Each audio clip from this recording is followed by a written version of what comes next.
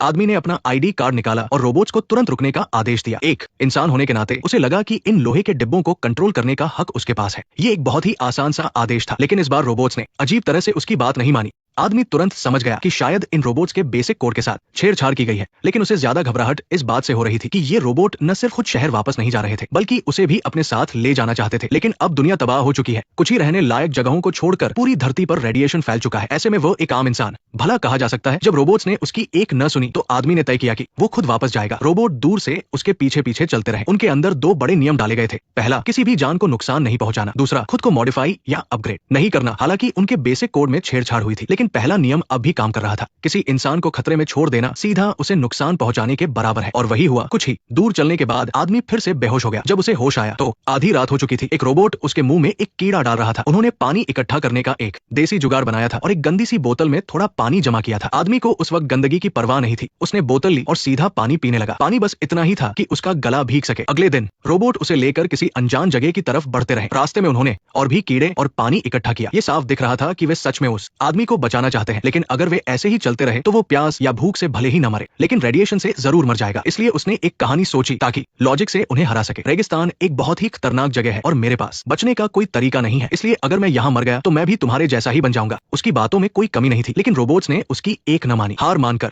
आदमी को रास्ते में आराम करते वक्त चुपचाप अपना पेजर निकालना पड़ा।